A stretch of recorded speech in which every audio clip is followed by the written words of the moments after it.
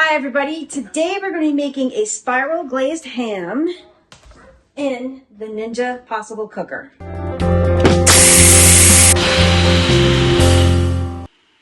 Alright everybody, we have a 10-pound spiral glazed ham. I'm going to put this off to the side right now.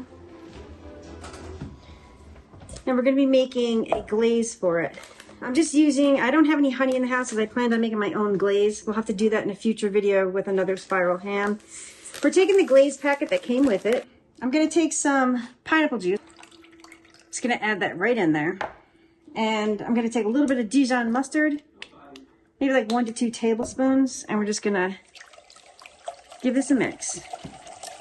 So we're taking the Possible Cooker pot, and I don't think I can use the rack because I think this is going to be too big. I'm going to have to somehow get this guy in here. There we go. Probably made the glaze a little bit too thin, but we're just going to open this up and pour this glaze right in here.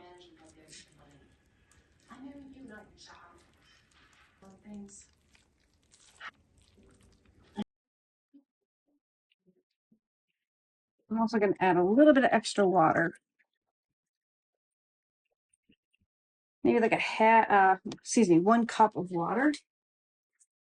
And I'm going to just take these pineapples and kind of put them on top too. So I don't want this to separate either because I don't want it to break apart.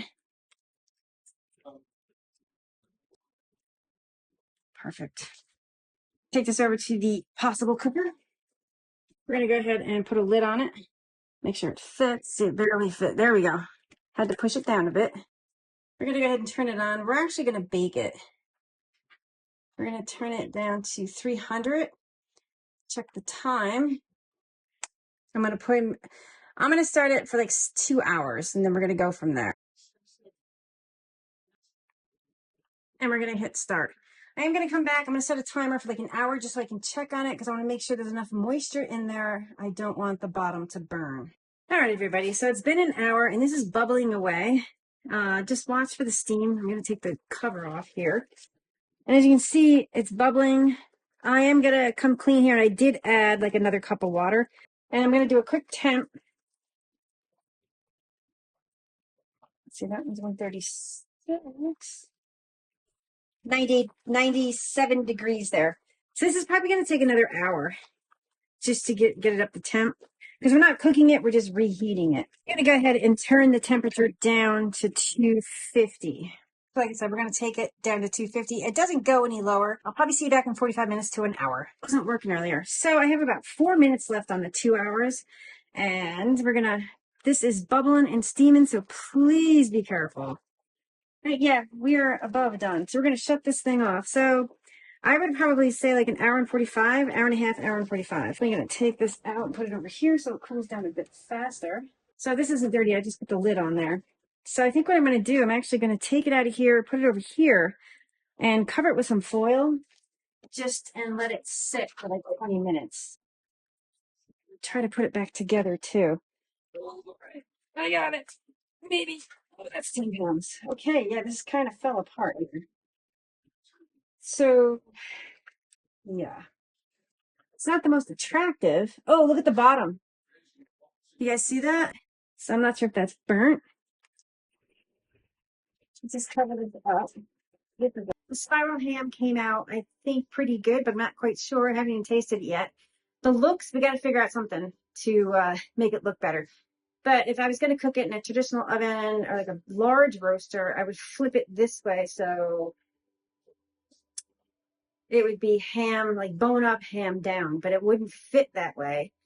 Also, I think I need a homemade glaze, which I'm going to do next time because I didn't have any honey in the house. I planned on making one, but I did not. So I used what was included. So yeah, going forward, I'm going to do something else. But here's the ham right here. This is like super hot. Just took it out. It took out the remnants. Ouch. That pineapple is burning. Yeah, let's get a fork. I do like this kitchen. I can reach everywhere. Drawer, fridge, stove, sink. So, smells good.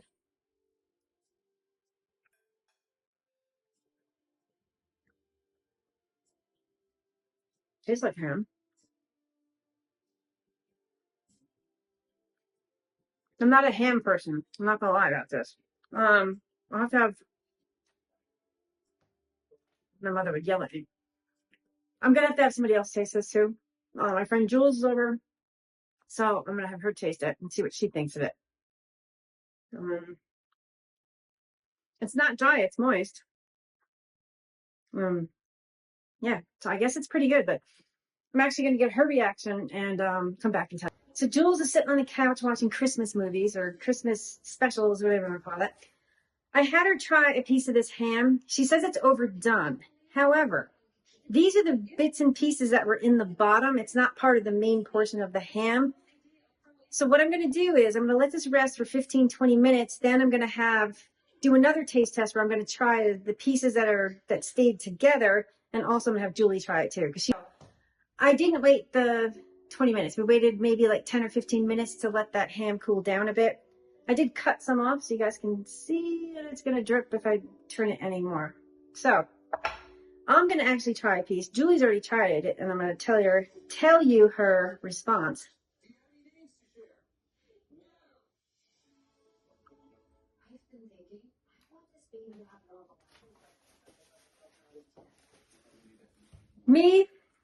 The stuff, because I did pull it out of the bottom of the possible cooker, and so that was really boiling a lot. So that was overdone. So we did try some off the main bone. It's more moist. Jules, anything else? It was more moist, and then she won't come on camera. She's too chicken.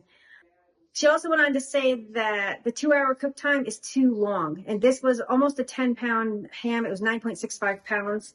So next time, I think me personally, I'd probably do it for like an hour, 15, hour and a half. Temp it to make sure it's not overdone. Also, not cook it this way. You want to cook it the spiral side down. But you also have to watch the bottom because there was a little dark on the bottom. Maybe like a thinner trivet or something. So thanks everybody for watching. If you like this video, please like it, subscribe, hit that notifications. Thanks everybody for watching. Take care, and yeah, I was gonna say Merry Christmas. I'm filming this actually on Christmas Day. So Merry Christmas, everybody.